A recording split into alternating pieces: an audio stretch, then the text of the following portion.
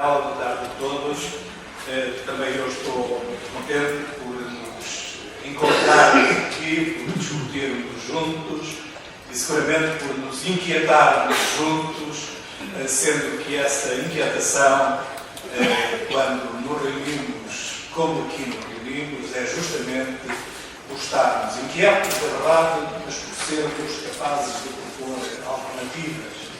E por, juntamente com o Congresso, com tudo o que foi produzido, ir apontando essas alternativas. E acho, como ela já disse, que é particularmente significativo que estejamos aqui no dia de hoje, isto é, depois de tudo o que vimos e em que participámos ontem, e cujo valor simbólico tem sido devidamente sublinhado e, portanto, eu dispenso-me de o fazer. Nós estamos aqui para avaliar a Troika, isto é, o país já avalia a Troika. E quando o país avalia a Troika, a conclusão mais sonora e também a mais justa é, obviamente, esta. A Troika chumbou. A Troika está chumbada, rejeitada e motivo da nossa indignação. Chumbada porque importa justificar o resultado, embora lamentável, o resultado deste exame.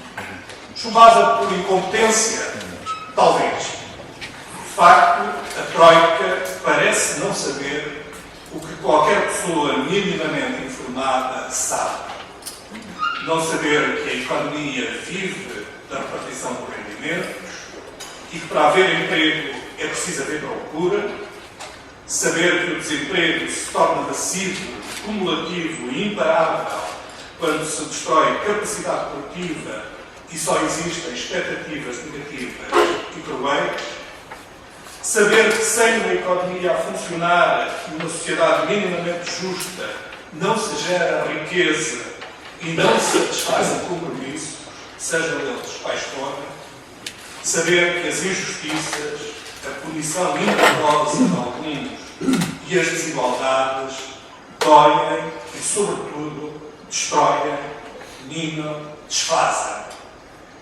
Mais sofisticadamente, poderíamos dizer que a Troika parece não saber nada da economia política, da recessão e da crise. Mas sendo a Troika incompetente, será assim tão estúpida que não seja capaz de ver isto? A incompetência tem sido declarada de várias maneiras. Por exemplo, o economista-chefe do FMI, Olivier Blanchard, percebemos, disse há tempos que afinal eles não sabiam o básico. Não sabiam o básico sobre aquilo que os economistas chamam multiplicador orçamental de curto prazo. E por isso subestimaram o efeito negativo, recessivo, das políticas de consolidação orçamental. Isto é, para dizer isto em linguagem mais prosaica, eles julgavam que, portanto, por todos os lados, não aconteceria nada de negativo. É isto que quer dizer aquele chavão que eu usei há bocado do multiplicador orçamental de curto prazo, que seria um multiplicador sem efeitos. Porque, de facto, eles julgam que os cortes, em vez de ser aquilo que não é que a economia, os economistas ensinam, é aquilo que qualquer pessoa sensata sabe, eles julgam que os cortes são redenção. Parecem, portanto, totós, porque deviam saber tudo isto. E realmente eles parecem estúpidos, porque estúpidos são os que não ouvem ninguém, são os que não veem, são os que não veem mesmo o que está à frente dos seus olhos. Se assim é, a Troika é estúpida. Mas talvez valha a pena questionar um pouco estas conclusões, que eu faço provisoriamente, tanto as da incompetência como as da estupidez, e perguntar-nos se, alternativamente, a Troika, em vez de ser isto, não será, afinal, um conjunto de fanáticos ideológicos. Isto é, talvez a Troika saiba bem e veja melhor que na economia há pessoas, que nas pessoas há as imensamente privilegiadas e as cruelmente esmagadas. Talvez conheça demasiado bem a economia política da recessão que eu há bocado falava. E por isso, talvez saiba bem que essa economia política da recessão comporta destruição do emprego, comporta destruição da capacidade produtiva, comporta indignidade e comporta uma imensa reversão das posições sociais, isto é, daquelas que estão consagradas e consagradas constitucionalmente numa determinada ordem coletiva como é a portuguesa. A Troika sabe, porventura, isso tudo e talvez a Troika queira exatamente fazer isto que eu estive a apontar. Isto é, eu acho que a Troika sabe muito bem que precisa de nos submeter. Precisa de submeter o trabalho, os seus direitos e os próprios custos do trabalho, reduzidos. Precisa de submeter, isto é, de embaratecer a posição que nós possamos ter na economia internacional através das exportações que realizamos. Estou a dar um exemplo. E, porventura, estamos a dizer que exportações baratinhas, é que elas são boas. E então podem ser muitas, como nos apontam. A Troika quer nos submeter, isto é, reduzir, quer submeter, isto é, reduzir os efeitos, os direitos civilizacionais que fomos conquistando e o bem-estar e a dignidade que eles nos emprestam. A Troika quer submeter a nossa capacidade de exercício político democrático, limitando a democracia e desfazendo o Estado.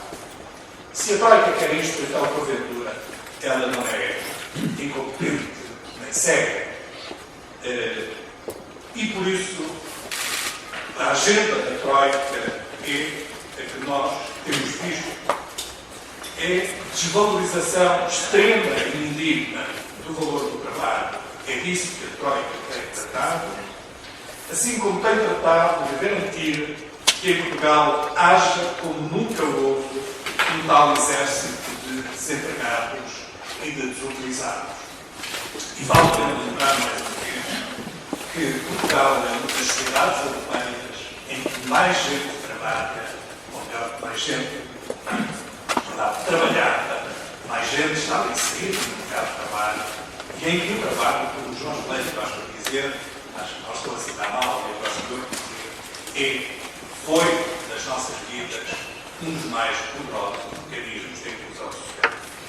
A Troika está a trabalhar para que assim não seja, e por isso a Troika tem tratado, inclusive, da precarização radical de muitos produtores, incluindo muitas empresas.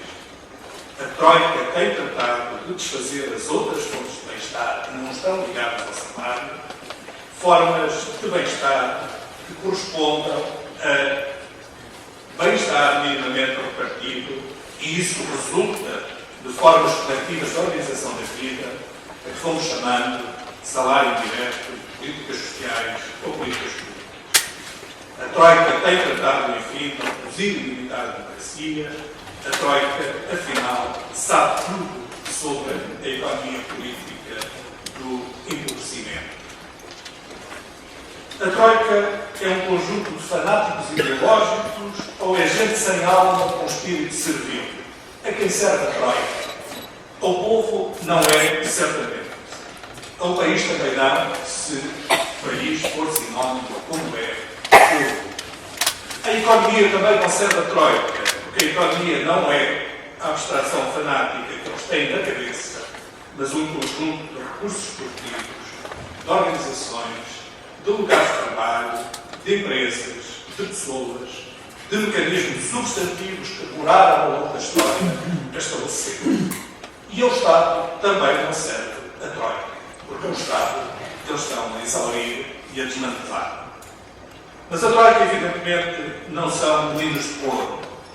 A Troika executa políticas com consequências concretas, duras e, sobretudo, profundamente desiguais nas suas consequências. A Troika está ao serviço de ganhadores injustos e está contra derrotados indefesos. Ainda há quem diga, como dizia Viviane Reding, a vice-presidente da Comissão Europeia há dias em Coimbra, e dizia com uma enorme desfaçatez, que a Troika são técnicos e só fazem os ajustamentos necessários os ajustamentos tornados necessários pelos nossos desmandos. Mas isto, evidentemente, é uma grande lata que não ficará na história de nenhuma ruína. A Troika serve os ganhadores. E quem são esses ganhadores? São os credores que nos impuseram uma alegre dependência externa, ao mesmo tempo que nos convenceram que estávamos no reino dos céus da inovação monetária. A Troika serve os bancos que aplaudiram e chafurdaram o pote de mel, bebendo até ao fim de forma basbaca e gulosa. Serve também os que cavalgam em sensatez, sabendo com consciência que estão a criar uma Europa fraturada, em que uns são sempre dominantes e outros voltarão a ser periferias perdidas. A Troika sabe tudo isto e sabe uma coisa mais. Sabe que em Portugal não temos governo. Temos uma legião patética de sanguinolares. Gente capaz para mais alguma coisa que não seja vergar a espinha. Eles são incultos, impreparados, deslumbrados com a sua ignorância. É gente que julga que política é servilismo, é estratégia, é negócio, é pôr amigos de pés. Gente incapaz de ouvir o povo e até de ouvir os seus, como hoje começa a ser claro entre os que constituem, digamos assim, o povo que elegeu o governo. Gente apenas reconfortada por defensores cerotos e inteligentes de umas finanças públicas e de uma austeridade que nos disciplinem a nós, ao povo, para que eles guardem o seu estatuto de mando ou possam servir abnegadamente novos patrões. Gente manobrada por intelectuais orgânicos de todas as ortodoxias que nunca levantaram o rabo dos bancos das instituições conservadoras, poderosas e soturnas que os ensinaram perspicazmente para que fossem bem servidos por eles. Ponham este chapéu em cada cabeça que estejam a pensar. Este último, que acabei de descrever, serve como ninguém ao Ministro das Finanças. É este o governo de Portugal hoje e são estes os seus poucos amigos. O ponto é esse. Este governo, como um outro, chegou a um ponto em que talvez nunca ninguém tenha tido tão poucos amigos. É a todos estes, à Troika e ao governo, que nós chumbamos. São estes que censuramos. É contra estes que todos, falo num plural que não é majestático, mas entre todos os que estamos por aí inquietos com este estado de coisas, é contra estes que clamamos pela energia do povo. E o povo tem essa energia, como sabemos repetidamente. Pouco clamamos pela convergência política da esquerda, pelo valor de denominadores comuns, hoje bem visíveis, com os quais se constrói a alternativa. E a alternativa é, como sabemos, a de uma economia em que haja emprego, porque se retoma o investimento, tanto público como privado. Em que haja procura, porque se respeitam os salários. Em que haja expectativas positivas, porque se respeita a dignidade. Em que haja Estado e ação pública, porque os recursos coletivos não são captados pelos poderosos, a quem o Estado acorda apressadamente, porque nós sabemos e bem ouvimos que o Estado acorda apressadamente a muitos, acorda apressadamente a alguns, não acorda apressadamente ao povo. E que esses recursos não sejam também esgotados pelo pagamento de uma dívida injusta que tem de ser renegociada e reestruturada. Uma alternativa em que haja desenvolvimento, porque o memorando foi denunciado e, em seu lugar, colocado um programa de desenvolvimento do país e de recuperação dos estragos causados, mesmo que provavelmente isso nos vá levar décadas, porque os estragos que tão profundos certamente são necessárias décadas. Uma alternativa em que haja Europa, isto é, relançamento económico voluntarista, mutualização da dívida pública e um Banco Central que ponha os mercados na ordem em vez de servir a ordem dos mercados. O Congresso, quer dizer, todos que aqui estamos e todos os que participaram no dia 5 de outubro, mas também em toda esta troca de ideias, o Congresso deu, e acho que devemos ter essa consciência, um contributo valioso quando pôs na agenda que era preciso denunciar o memorando de beneficiar. Isto doeu muito, como sabe, a certas orelhas moucas, e foi preciso explicar, mas enfim, falta tempo para explicar. E hoje toda a gente diz, eu gostava de sublinhar muito isto, se tivesse a jogar a pontos e não estamos, este ponto ganho do Congresso, quando soube pôr na agenda política, de certa maneira, reverter o debate político em Portugal e a sua monopolização por outras ideias, por ideias erradas, o Congresso soube ganhar um pouco, quando explicou, quando afincadamente, detalhadamente mostrou porque é que era preciso pôr na agenda, sem subterfúgios, a denúncia do memorando e a negociação. E hoje, toda a gente o diz. Alguns, evidentemente, sem dado de compreensão, alguns, porventura, sem fé ou sem compreensão completa disso, mas toda a gente o diz. E é por isso que agora o Congresso está a dar outro contributo igualmente valioso, quando põe na agenda que a crise se vence com a democracia e o Estado Social, e não contra a democracia e o Estado Social. Porquê? Porque os direitos sociais não são só uma forma de atendermos generosamente aos que mais precisam. Os direitos sociais são necessários porque é importante termos uma sociedade coesa e organizada.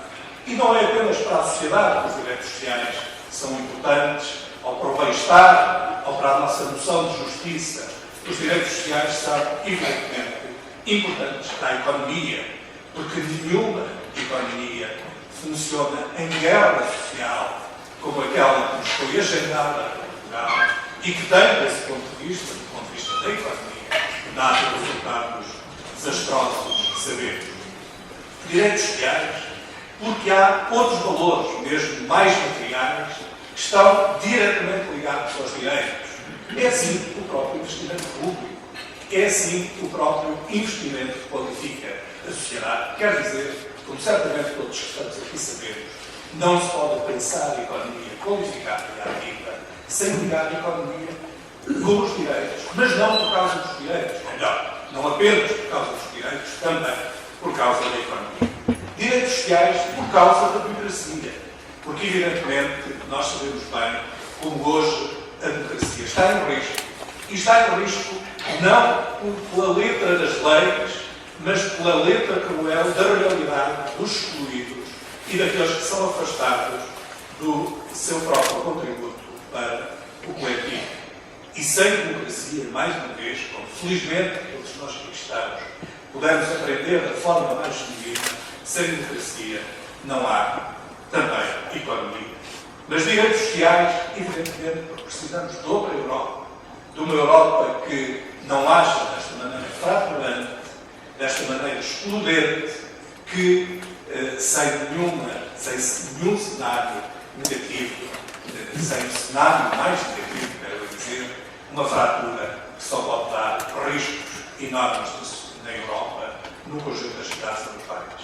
E se não trouxer riscos, traz pelo menos a sua incapacidade.